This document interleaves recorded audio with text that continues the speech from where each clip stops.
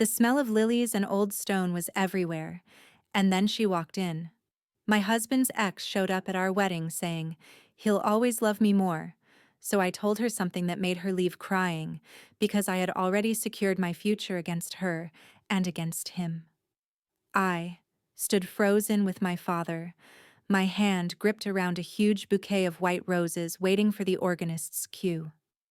My heart was a hummingbird trapped in my ribs, fluttering with the clean, pure joy of my wedding day.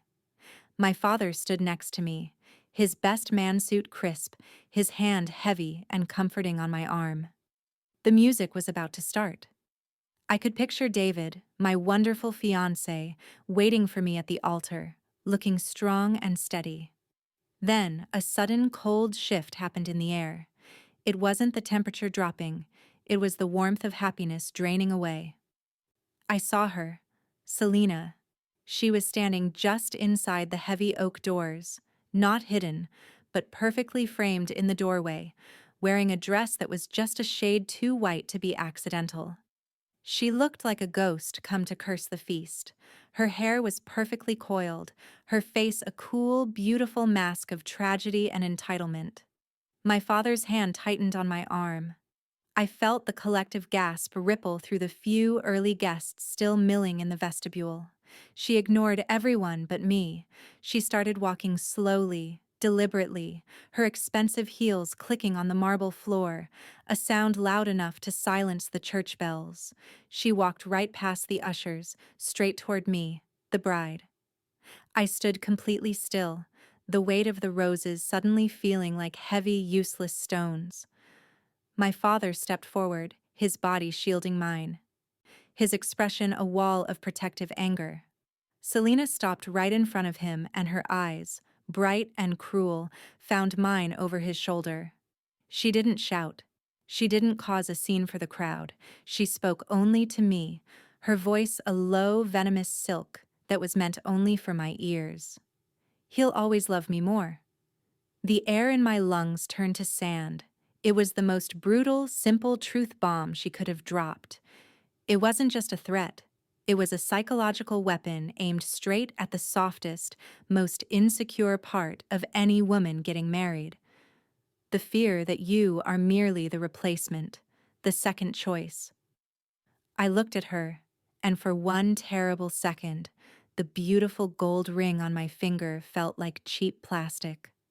All my months of planning, all my trust in David, all the quiet promises he'd made me, they crumbled under the weight of her claim. She stood there, beautiful and arrogant, embodying the perfect past I could never erase. My father was starting to speak, a low growl of protective rage, but I raised my hand slightly, stopping him. I needed this moment. I needed to look into the eyes of the person who wanted to ruin my life and know exactly what I was fighting. But as I looked at her, something shifted. Her perfect mask wavered. Her eyes were not victorious. They were manic, desperate. This wasn't a woman secure in her past love. This was a woman fighting for her future. I took a slow, deep breath, just like I had practiced countless times when planning this day. I didn't let the pain stick. I let the truth of her desperation wash over me. I realized that my power didn't come from David's love. It came from my knowledge.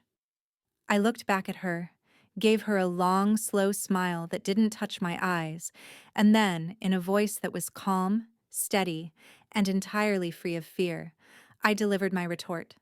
A simple statement of fact that had nothing to do with David's heart and everything to do with her desperation. "No, I don't think he does. And I know the real reason you are here." The color drained from her face. Her cruel smile snapped into a look of absolute cold terror. She didn't argue. She didn't shout a denial. Her eyes just flickered once, acknowledging that I held the key to her entire world crashing down. She turned instantly, her perfect heels clicking faster now, not with arrogance, but with the frantic speed of retreat. She ran out of the church foyer as quickly as she had entered, leaving the heavy scent of her expensive perfume behind, mixed with the lilies. My father stared at me, dumbfounded. The few guests who witnessed the exchange were frozen. I reached up and gently squeezed my father's hand, the roses no longer feeling heavy, but light and powerful. "Let's go, Dad," I whispered. "I'm ready to get married." But no one understood why I had been so calm, or what I had said to the ex that broke her instantly. My strength wasn't luck. It wasn't simple confidence. It was years of planning, rooted in a terrifying lesson I learned long ago. Love is fragile, but information is permanent. I didn't just plan a wedding. I planned an exit strategy and a truth strategy that protected my future from everyone, including David, if I ever needed it. I knew the single crucial fact that Selena was hiding, a secret that, if revealed, would destroy the perfect life she was now trying to build, and it had everything to do with David, but nothing to do with his heart. I had secured my future, and by doing so, I had secured the truth. The organ music swelled, pulling me forward. The walk down the aisle felt less like a romantic procession and more like a victory march. I didn't see the roses. I saw the invisible fortress I had built around myself. Long before David proposed, I was already planning.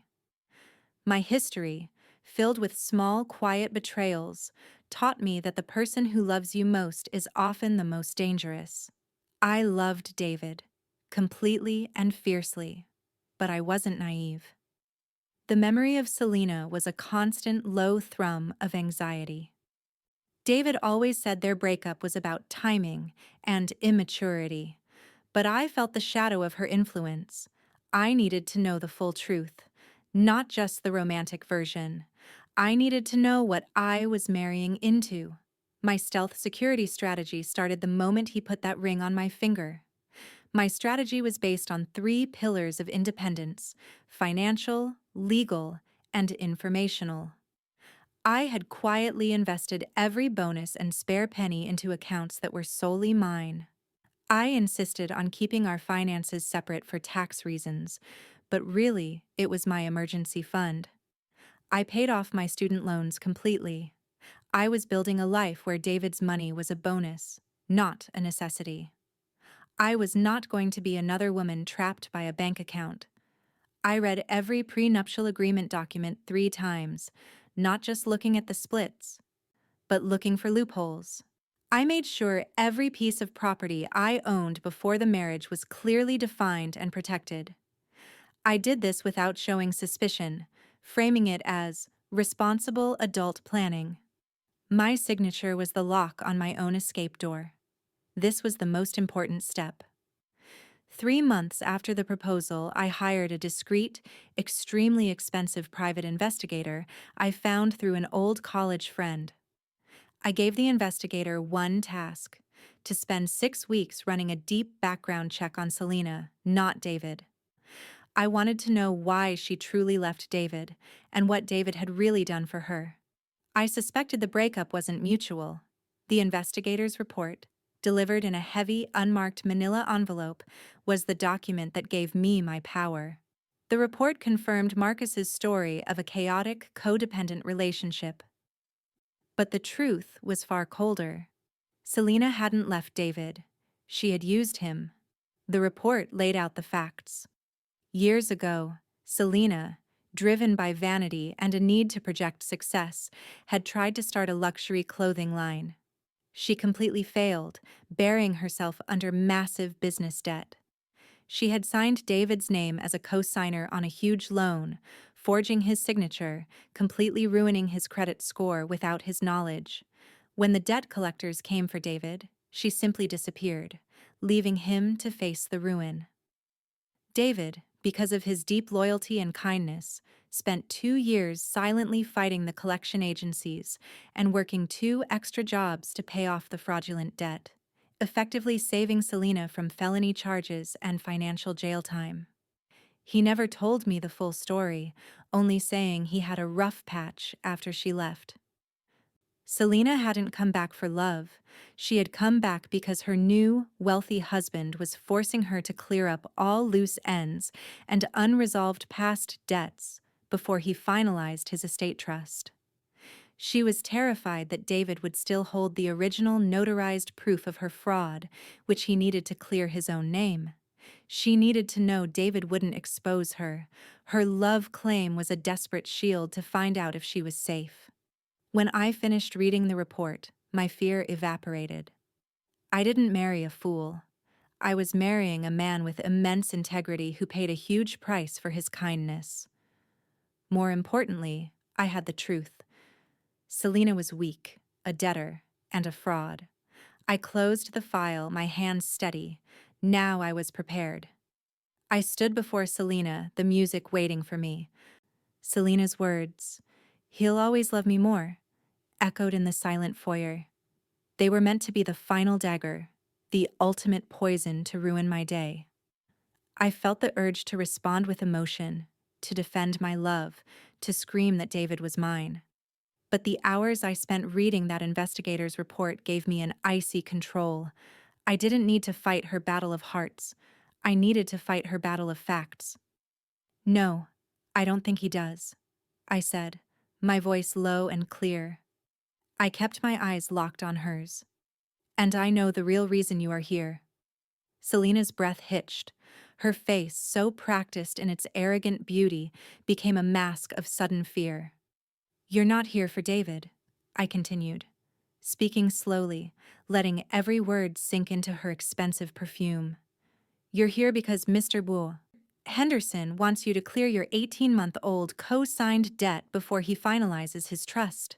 You're terrified David still has the original notarized document showing you forged his signature and left him to clean up your mess." The silence was the loudest sound in the world. Selena didn't move. She didn't deny it. She couldn't. I had spoken the specific truth she thought only David knew. She now knew I was armed. She knew I had researched her, not just accepted David's vague story. But that wasn't the second twist. The second twist was in David's preparation. I had assumed David never knew about my private investigation. I had assumed he didn't know I knew the full truth of Selena's fraud and his sacrifice. But just 2 weeks ago, during our final premarital counseling session, our therapist asked David to share one secret fear about the marriage. David looked at me, not with fear, but with love, and he quietly confessed. "My greatest fear," he had said, holding my hand, "is that Nia doesn't believe that I've been completely honest with her about my past. Specifically, about the true nature of the debt I incurred after Selena left." He then looked directly at me. "Nia, you already know the full truth, don't you? You found the investigator's report that exposed her fraud and my decision to absorb the damage to protect her from jail time." I gasped. "How did you know?"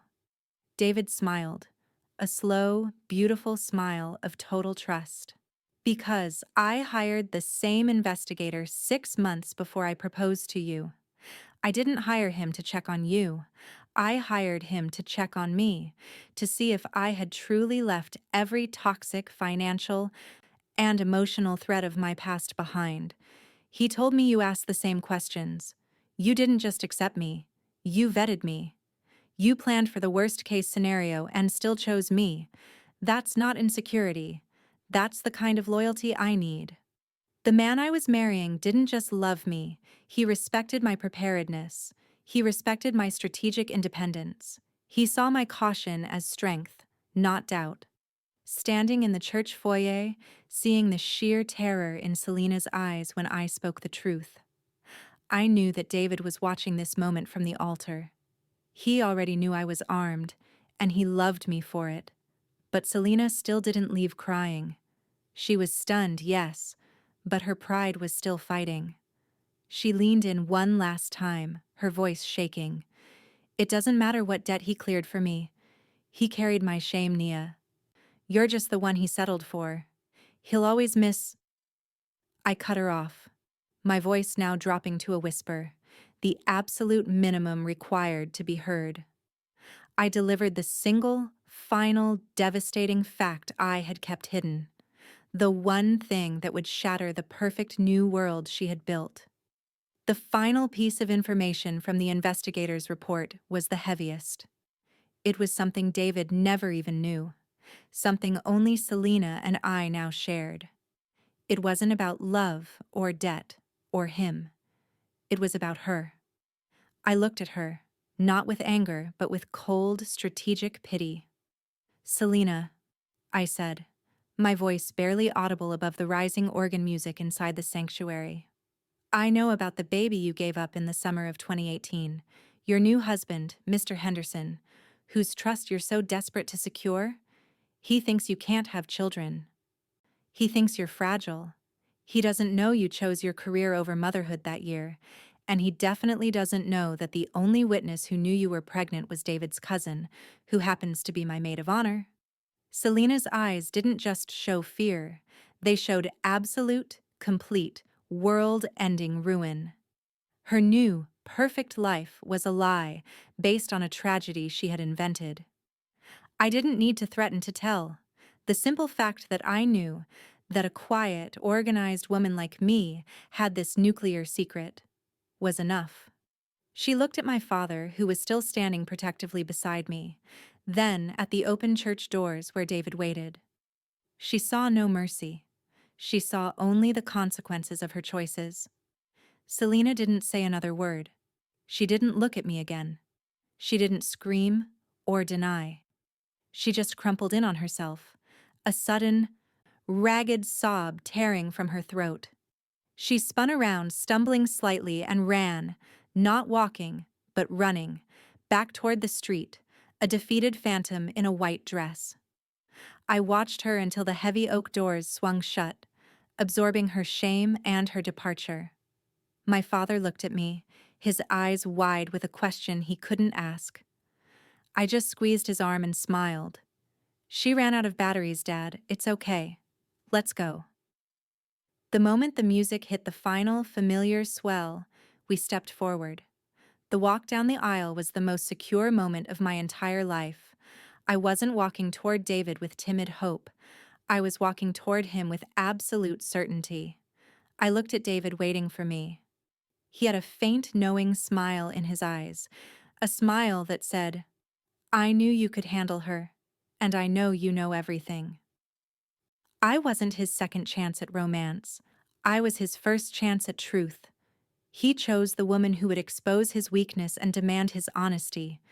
He chose the woman who planned for the fire, not the one who ran from it. I didn't marry a man who was obsessed with an ex.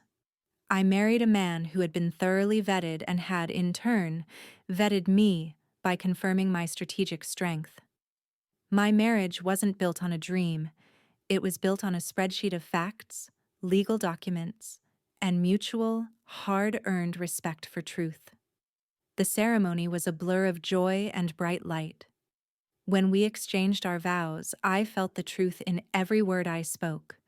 The promise was not just to love, but to remain strong and independent. After the kiss, as we walked back up the aisle, I paused briefly at David's side. "You're amazing," he murmured, his eyes full of admiration.